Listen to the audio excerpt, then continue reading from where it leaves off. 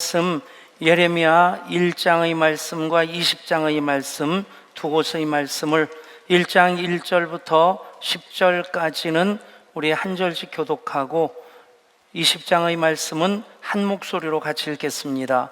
먼저 1장 1절부터 10절까지 한 절씩 교독합니다. 베냐민 땅 아나돗의 제사장들 중 힐기야의 아들 예레미야의 말이라.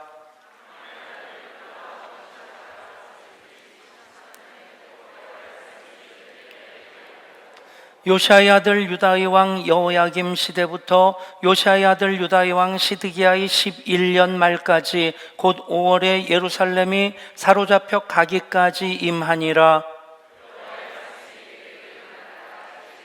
내가 너를 모태에 짓기 전에 너를 알았고 내가 배에서 나오기 전에 너를 성별하였고 너를 여러 나라의 선지자로 세웠노라 하시기로.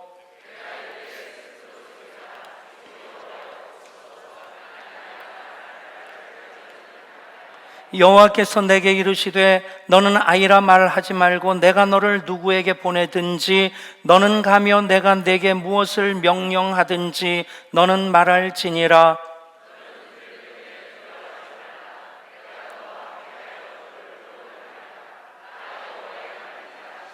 여호와께서 그의 손을 내밀어 내 입에 대시며 여호와께서 내게 이르시되 보라 내가 내 말을 내 입에 두었노라.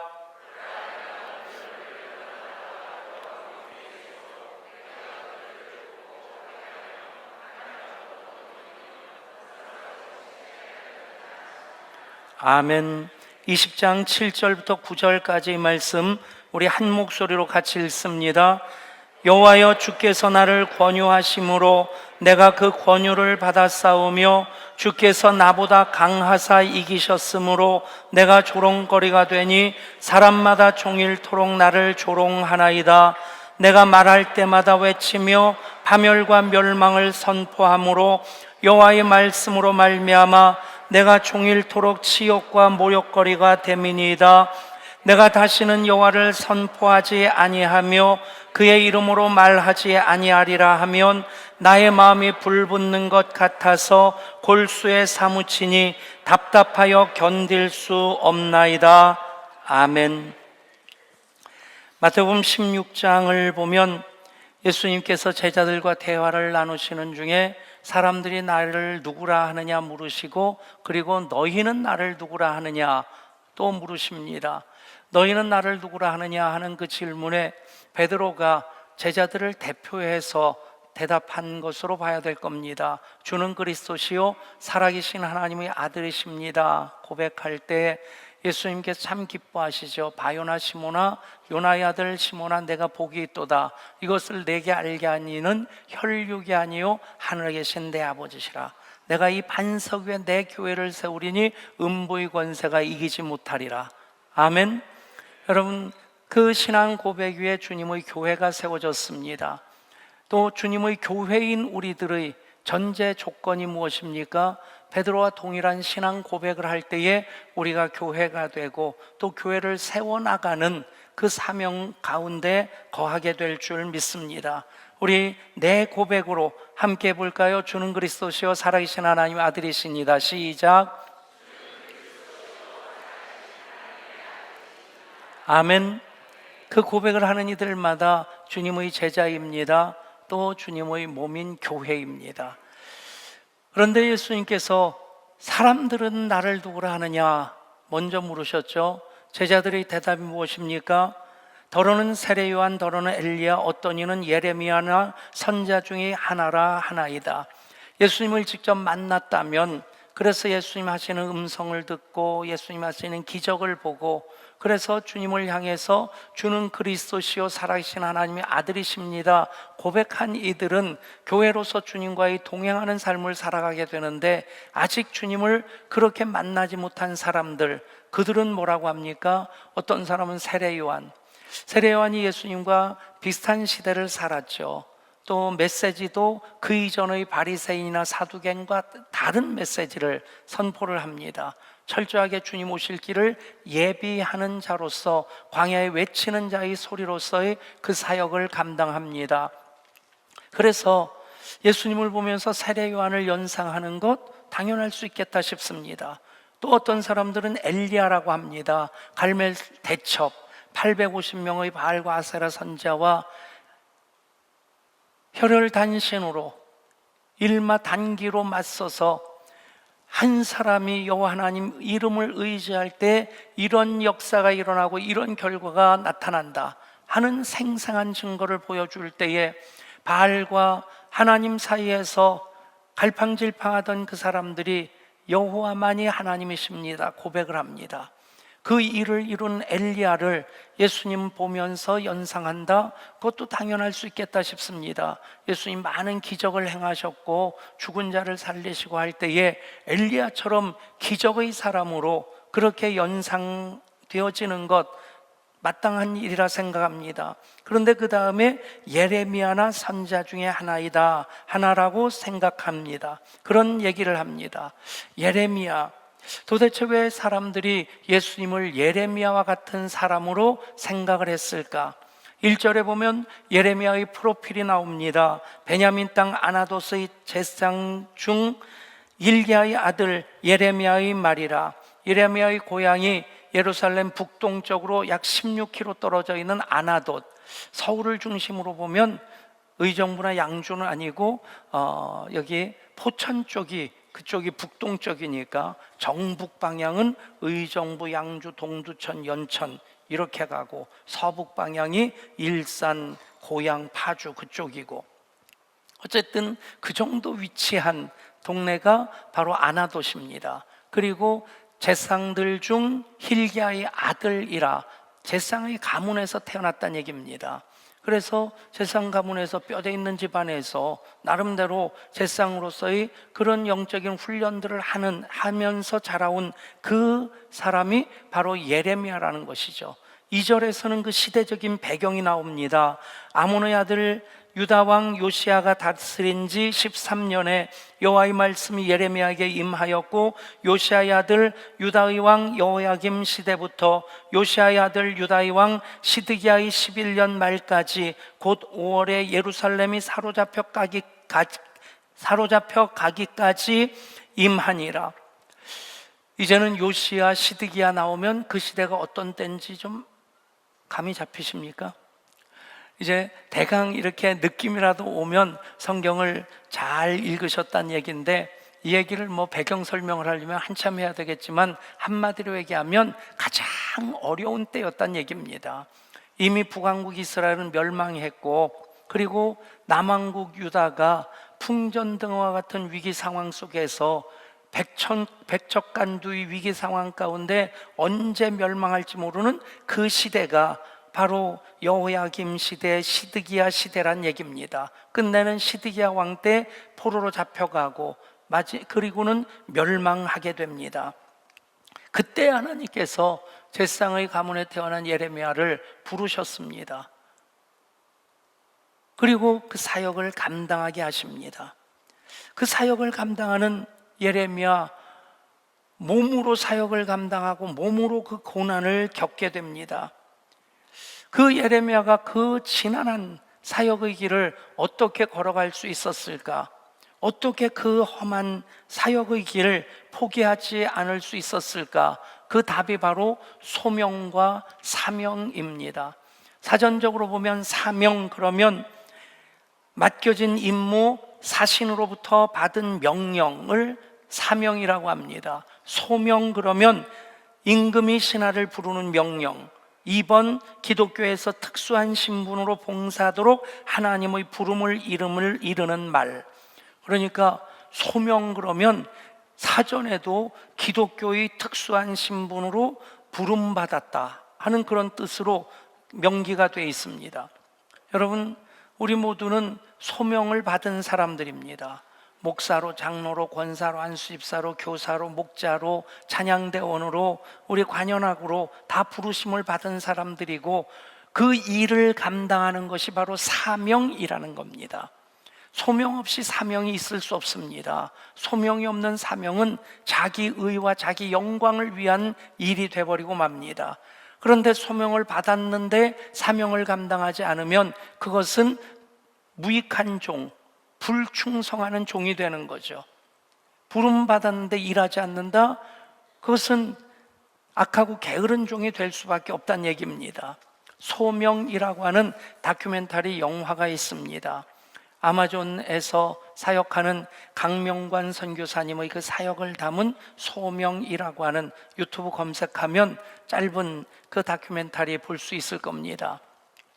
이분이 나름대로 잘 나가던 분이었어요. 강남에서 그 외국어 고등학교 국어 교사였고, 그러니까 똑같은 교사도 외국어 고등학교 교사면 조금 더 안정되겠고 조금 더 대우받는, 조금 더 부러워하는 그런 자리일 수 있겠죠. 더더군다나 독실한 크리스찬이니까 교회에서 예배도 사역도 열심히 하던 분인데 어느 날 하나님의 부르심을 받습니다. 선교사로서 부르심을 받을 때 아마존에 있는 바와나족이라고 하는 100명밖에 안 되는 아주 작은 부족으로 들어가서 그 사역을 감당할 때에 그 다큐멘터리 이름이 소명입니다. 그걸 보면서 몸이 막 오글거렸어요. 다른 것이 아니라 40~50도를 오르내리는 열대 밀림의 그 더위가 문제가 아니라 그곳에 사는 벌레 한 종류는 알을 깔 때 꼭 사람의 피부를 뚫고 거기다 알을 낳는다는 거예요. 모기한테만 물려도 얼마나 괴롭습니까? 그런데 여기다가 알을 낳아놓으면 이 알이 부화되면 그 안에서 살갗 사이로 애벌레들이 기어 다닌다는 거예요.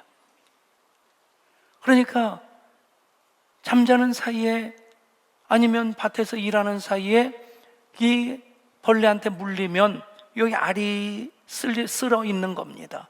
그래서 그 장면이 나오는 거예요. 바늘을 불에다 닳궈가지고 그걸로 뚫러서 알들을 파내는 겁니다. 미처 다 파내지 못하면 거기서 부화가 돼가지고 살갗 사이로 기어다니면 얼마나 괴롭겠어요. 그것을 또 바늘을 닳궈가지고 찔러 죽이고 그것을 파내지 않으면 그 안에 썩으면 살까지 썩게 되니까 그것을 이렇게 바늘로 파내야 되는 겁니다. 여러분, 소명은 바로 그런 것입니다. 하나님께서 나를 부르셨다. 그 소명 앞에 서게 될 때 예레미야가 처음부터 아멘 할렐루야 그랬겠습니까? 나는 아이라 말할 줄 모르는 아이다. 똑같은 변명을 모세가 하지 않습니까? 사실 비슷한 변명을 저도 했어요. 무슨 제가 목사입니까? 저 같은 사람이 무슨 목사가 되겠습니까? 여러분, 요즘 군 무기를 보면 첨단 과학이 다 무기에 집중돼 있어요. 크루즈 미사일 같은 경우는 표적을 딱 입력을 해놓으면, 크루즈란 말이 순항이란 얘기인데 수천 킬로 수만 킬로 떨어진 곳에서 발사를 해도 이쪽을 향해 쏘든 하늘을 향해 쏘든 쏴버리면 표적을 향해 바다 위를 나를 때는 바다 낮게 쫙 날아가다가 골짜기를 만나면 골짜기를 제가 피해가고 산이 있으면 산을 넘어가고, 그래서 입력된 표적에 정확하게 맞추는 겁니다. 여러분, 거기 한번 입력이 됐다 하면 그 크루즈 미사일을 피할 방법이 없는 거예요. 중간에 깨버리지 않는 한에는 여러분, 하나님께서 우리를 꼭 집어서 부르십니다. 너는 내 아들이라, 너는 내 딸이라. 그러면서 내가 너를 불렀다라고 말씀하실 때 물론 우리가 변명할 수 있겠죠. 우리가 요나처럼 니느웨로 도망갈 수도 있겠죠. 그리고 뱀이창에서 그냥 오지 않는 잠 청하느라고 애를 쓸 수도 있겠지만 끝내 하나님의 손을 벗어날 사람은 없다는 얘기입니다. 그 길을 걸어가는 예레미야, 그 소명에 의해서 그 길을 걷습니다. 내가 너를 모태에 짓기 전에 너를 알았고 내가 배에서 나오기 전에 너를 성별하였고 너를 여러 나라의 선제로 세웠노라. 여러분, 그러기에 슬프도소이다 나는 아이라 말할 줄을 모릅니다 하는 변명도 잠깐의 몸부림일 뿐이지 그것으로 계속 버텨낼 수 없는 겁니다. 그 길 걸어가면서 요나는 사람들에게 환영받은 것 아닙니다. 박수 받은 적이 한 번도 없습니다. 그의 가족들도 그를 이해하지 못하고 고향 사람들도 배척을 했고, 그리고 평생 독신으로 지나야만 했습니다. 어쩌면 예레미야는 다른 선지자들이 그렇게 흔하게 행했던 기적들, 엘리사가 얼마나 많은 기적을 행합니까? 엘리야가 얼마나 놀라운 기적을 행했습니까? 그런데 예레미야는 단 한 번도 병을 고쳤다든가 그런 기적이 한 번도 안 나옵니다. 다만 말씀만 대언할 뿐입니다. 그러니 그 길이 얼마나 어렵겠습니까? 그럼에도 불구하고 예레미야는 하나님께 받은 소명이기에 그 부르심 앞에서 부르심을 따라 사명의 길을 걸어갑니다. 예레미야 23장까지의 말씀 어제까지 읽었습니다. 참 잘하셨습니다만 솔직히 얘기하면 읽는 게 쉽지 않죠. 차라리 민수기가 쉬웠죠. 어떤 지파가 몇 명 더 할까요? 몇 명 좌우지간 주야장창 나왔더라도 그거 지나고 나면 좀 다이나믹한 그런 좀 재미있는 얘기들이 있는데, 예레미야는 계속해서 고난과 멸망, 심판의 메시지고 그것을 전하면서 예레미야가 몸으로 고난을 당하고 그러면서 눈물만 펑펑 쏟고, 그런데 예레미야서를 읽다 보면 그대로 겹쳐서 보여지는 그림이 겟세마네 동산에서의 예수님의 모습입니다. 아버지여, 할만하시거든 이 잔을 내게서 지나갈 수 있게 하옵소서. 그러나 나의 원대로 마옵시고 아버지의 원대로 하옵소서.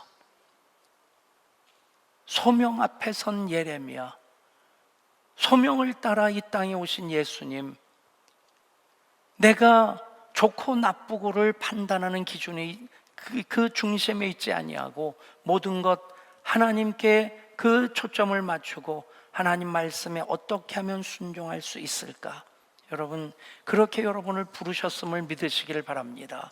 그 부르심 앞에 선 우리들이기에 이 시간 예배를 하고, 그 부르심을 따라 우리들은 하나님 자녀가 되었기에 자녀로서 하나님 영광 위한 삶을 살아가고자 하고 있습니다. 여기서 내가 너를 모태 짓기 전에 알았다 말씀하십니다. 하나님이 우리를 아셨다. 자주 말씀드리지만 이 야다라는 말은 지식으로 아는 얘기가 아닙니다. 둘째 손주 태어나는 과정에서 보면 참 과학이 많이 발달했다 싶어요. 초음파 사진 보면서요, 그렇게까지 얘기하더라고요.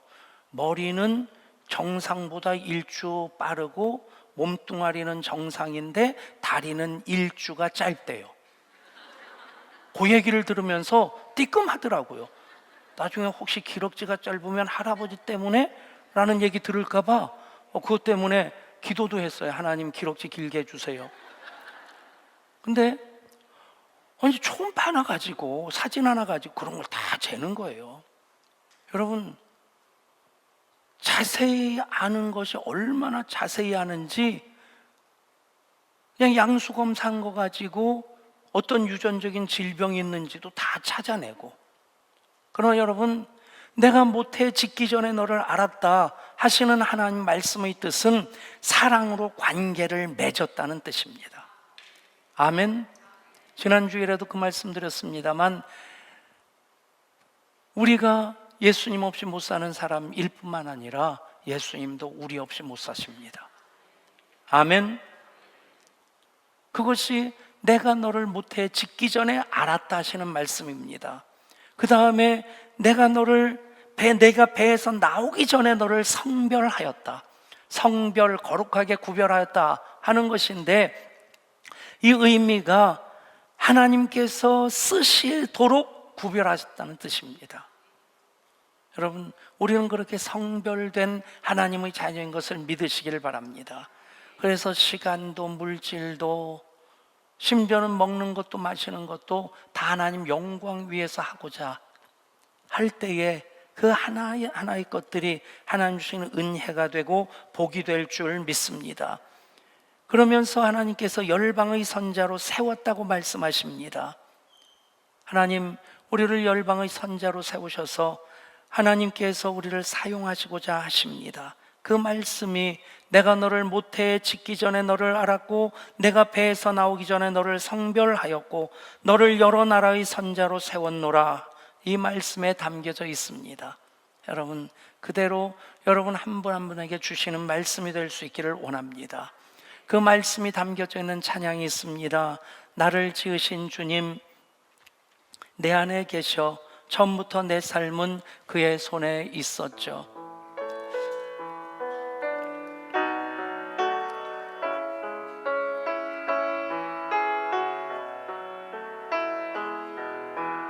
함께 찬양합니다. 나를 지으신 주님 계셔 처음부터 내 삶은 그의 손에 있었죠. 내 이름 아시죠? 내 이름 아시죠? 내 모든 생각도 내 흐르는 눈물 그가 닦아주셨죠. 그렇습니다. 하나님 나를 지으셨습니다. 그래서 나보다 나를 더 잘 아십니다. 그 하나님께서 나를 하나님 자녀로 성별하시고 하나님 사역자로 세워주셨습니다. 프로야구가 관중 없이 개막되었다가 이제 관중 거리두기를 하면서 이제는 입장시킨다고 합니다. 야구장 가서 이 야구 보는 거 참 재밌더라고요. 바로 잠실 야구장 곁에 교회에서 사역할 때는 6년 동안 잠실 야구장 한 번도 못 갔었는데, 동두천에서 목회를 할 때는 아들 방학 숙제가 스포츠 관람하고 티켓을 내야 되는 거라서 동두천에서 잠실까지 꾸역꾸역 가가지고 봤는데 너무 재밌었어요. 그래서 집사람한테 여보 우리 자주 오자 그랬는데 아직까지 한 번도 못 갔습니다.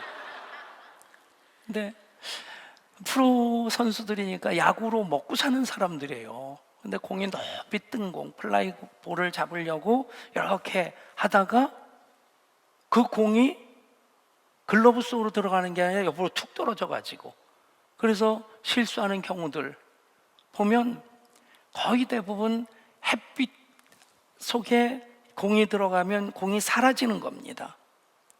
여러분, 그렇다고 공이 없어진 겁니까? 사실 우리가 하나님 영광이 너무 밝기 때문에 우리가 하나님 하시는 일의 시종을 다 알지 못하는데, 그렇다고 하나님이 안 계신다고 하나님 뜻을 이해하지 못하겠다고 꿍시렁댑니다. 여러분, 그 영광의 빛을 바라보실 수 있기를 바랍니다. 하나님 그 섭리 가운데 우리를 품어 안아주십니다. 다 이해할 수 없습니다. 하나님 하시는 일의 시종을 사람으로 다 측량할 수 없게 하셨습니다. 어떻게 해야 됩니까? 예레미야처럼 다 이해를 하지 못하도 아멘 하면 됩니다. 그러면 우리는 사명을 붙잡게 됩니다. 그 사명, 말씀드린 대로 맡겨진 임무입니다. 사신으로서의 받은 명령입니다. 그래서 예레미야는 그 사명을 감당하기 위해 고군분투합니다. 목숨까지 내놓습니다. 그 사역이 얼마나 힘들었는지 눈물을 줄줄 쏟아서, 그래서 예레미야의 별명이 눈물의 선지자입니다. 얼마나 그 나라를 위해, 민족을 위해 많이 울었었으면 4장 19절에 이렇게 말씀합니다. 슬프고 아프다 내 마음 속이 아프고 내 마음이 답답하여 잠잠할 수 없으니 이는 나의 심령이 나팔소리와 전쟁의 경보를 들었음이로다. 예레미야 애가 2장 11절입니다. 내 눈이 눈물에 상하며 내 창자가 끊어지며 내 간이 땅에 쏟아졌으니 이는 내 딸 내 백성이 패망하여 어린 자녀와 젖 먹는 아이들이 성읍 길거리에 기절함이로다. 얼마나 울었으면 눈이 눈물에 상했다고 얘기하겠습니까? 여러분, 예수님도 예루살렘 성을 보시며 우시지 않으셨습니까? 하나님 앞에 돌아오면 사는데 굳이 부득부득 말씀을 떠나서 거역하면서 죽음의 길로, 멸망의 길로 나아가는 그 예루살렘 성을 바라보시면서 우리 주님 우십니다. 여러분, 부모가 자식을 낳고 자식을 위해 울지 않는다면 어찌 부모라 할 수 있겠습니까? 요즘 많이 마음이 답답한 것이 교회를 우는 성도들이 점점 더 적어진다는 생각이 듭니다. 나라를 위해 우는 지도자들을 찾기가 쉽지 않습니다. 저마다 목소리는 높이는데 나라를 위해 눈물은 흘리지 않습니다. 시인 정우승의 내가 사랑하는 사람이라는 시가 있습니다. 나는 눈물이 없는 사람을 사랑하지 않는다. 나는 눈물을 사랑하지 않는 사람을 사랑하지 않는다. 나는 한 방울 눈물이 된 사람을 사랑한다. 기쁨도 눈물이 없으면 기쁨이 아니다. 사랑도 눈물이 없으면 사랑이 아니다. 여러분, 사명을 감당할 때 단 한 가지 필요 충분 조건이라고 한다면 눈물입니다. 그 일을 위해 내가 눈물을 흘릴 수 있다면 우리는 그 사명을 제대로 감당하는 사람이라 말할 수 있을 것입니다. 그런데 또 예레미야가 50년 가까이 그 사명을 감당합니다. 어떻게 그 극심한 고난의 길 견뎌낼 수 있었을까? 힘겨운 사역의 길을 50년 동안 걸어갈 수 있었을까? 사람의 의지도 총량이 있다고 하더라고요. 근데 총량의 제한을 안 받는 게 사람의 감정이랍니다. 그러니까 의지의 제한을 넘어설 수 있기 위해서는 우리가 이것이 그리스도 예수 안에서 너희를 향하신 하나님의 뜻이니라. 무엇입니까? 항상 기뻐하라, 쉬지 말고 기도하라, 범사에 감사하라. 그러면 의지의 총량을 우리가 넘어설 수 있게 됩니다. 그런데 그래도 예레미야가 사람인데 어떻게 그 일을 감당할 수 있었을까? 그 답이 20장 9절에 나옵니다. 내가 다시는 여호와를 선포하지 아니하며 그의 이름으로 말하지 아니하리라 하면 나의 마음이 불붙는 것 같아서 골수에 사무치니 답답하여 견딜 수 없나이다. 여러분, 너무 무거운 짐인데도 주님 맡겨주셨기 때문에 여호와를 선포하지 아니하며 그의 이름으로 말하지 아니하리라 하면 내 마음이 불붙는 것 같아서 골수에 사무치니 내 마음이 답답하여 견딜 수 없나이다. 여러분, 어떻게 견뎌낼 수 있었습니까? 바로 하나님 말씀으로 힘을 공급받았기 때문입니다. 예레미야 15장 16절 말씀입니다. 만군의 하나님 여호와시여, 나는 주의 이름으로 일컬음을 받은 자라. 내가 주의 말씀을 얻어먹었사오니 주의 말씀은 내게 기쁨과 내 마음의 즐거움이오나. 여러분, 말씀을 음식으로 삼을 수 있기를 바랍니다. 말씀을 먹으면 내게 기쁨과 내 마음의 즐거움을 얻게 됩니다. 또 23장 9절 보면 내 마음이 상하며 내 모든 뼈가 떨리며 내가 취한 사람 같으며 포도주에 잡힌 사람 같으니 이는 여호와 그 거룩한 말씀 때문이라. 술에 취하면 술에 의해서 지배를 받듯이 하나님 말씀에 사로잡혀서 내가 말씀에 취한 사람 같이 되었다는 얘기입니다. 여러분, 말씀에 대해서 얼만큼 배고파하십니까? 끼니 때가 되었는데 시장기를 안 느끼는 것 정상이 아닙니다. 몸이 고장났다는 얘기입니다. 마찬가지입니다. 하나님 말씀을 안 먹으면서도 시장기를 안 느낀다면 우리의 영의 상태가 정상이 아니란 얘기입니다. 여러분, 말씀을 먹어서 그것으로 기쁨과 즐거움을 삼을 수 있기를 축복합니다. 그리고 그 말씀을 들어야만 합니다. 여러분, 말씀이 잘 들립니까? 어떤 남편이 병원을 찾아가서 의사 선생님과 상담을 하는데 아내가 잘 못 듣는다고, 그래서 상담을 하는데 그 상태가 어떻습니까? 그러니까 잘못 듣는다고 하니까 정확하게 얼마큼 큰 소리로 몇 미터 가까이서 얘기하는 것까지 못 듣는지 그것을 한번 알아오시라고. 그래서 병원에서 와서 현관문을 열면서 여보 나왔어, 오늘 저녁 뭐야? 그런데 대답이 없습니다. 식탁 가까이 와가지고 여보 오늘 저녁 뭔데? 아내가 식탁에서 이렇게 그 싱크대에서 음식을 준비하고 있으니까 그렇게 또 물어보고는 더 심각한 마음 들지 않습니까? 현관에서 얘기했을 때는 못 들었다 싶은데 식탁 가까이 와서 얘기했는데 또 못 듣습니다.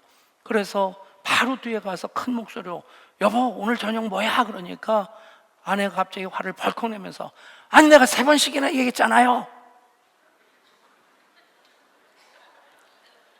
아직까지 판단이 안 되시는 분들 주님 이름으로 축복합니다. 여러분, 아내가 가는 귀가 먹은 게 아니라 남편이 가는 귀가 먹어서, 그래서 아내의 말을 듣지 못하는 것을 아내가 지금 자기 말을 못 듣는다고 생각했던 겁니다. 여러분, 하나님은 끊임없이 말씀하십니다. 자연을 통해서도 말씀하시고 설교를 통해서도 말씀하시고 기록된 하나님 말씀을 통해서도 말씀하시고 기도의 응답으로도 말씀하시고 양심을 통해서도 말씀하시고 또 우리 크리스찬 공동체를 통해서도 말씀하시기도 하시고. 그런데 내 가는 귀가 먹어 있으면 하나님 말씀하지 않는다고. 여러분, 하나님 말씀 때문에 배도 고프고 하나님 말씀에 귀도 열려있는 여러분들 될 수 있기를 소원합니다. 2020년 우리는 말씀으로 시작한 한 해였는데 우리는 초청하지도 않았는데 코로나19가 2020년의 주인공이 되어버렸습니다. 그래서 2020년 많이 묶여있고 많이 손해도 봐야 될 것 같고 많이 힘든 한 해일 것입니다. 여러분, 그럼에도 불구하고 우리가 말씀 먹고 말씀 붙잡고 그렇게 살아간다면 그 이상으로 하나님 주시는 은혜로 채움받고 그 소명에 근거한 사명의 삶을 살아갈 때 우리는 이기고 또 이기며 나가게 될 줄 믿습니다. 예레미야와 감히 비교할 정도는 아니지만 오늘을 사는 우리들 참 쉽지 않습니다. 똑같습니다. 예레미야도 그 고난의 길 말씀 얻어먹으며 살았습니다. 그 말씀 선포하면서 즉 말씀 붙잡고 살았습니다. 우리도 말씀 먹으면서 말씀 들으며 살면 또 이기게 될 줄 믿습니다. 하나님, 예레미야가 그 험난한 사역의 길 걸어갈 수 있었던 것, 하나님 부르신 소명과 그 소명에 근거한 사명 때문이었습니다. 그리고 지칠 때마다 힘겨울 때마다 하나님 말씀을 먹으면서 새 힘을 얻었습니다. 예레미야와 감히 견줄 수 없지만 우리도 힘듭니다. 버겁습니다. 말씀 앞에 서게 하시고 말씀을 먹게 하여 주시고 말씀 붙잡고 살게 하여 주시옵소서. 우리 주 예수 그리스도 이름으로 기도드리옵나이다. 아멘. 봉헌하시겠습니다.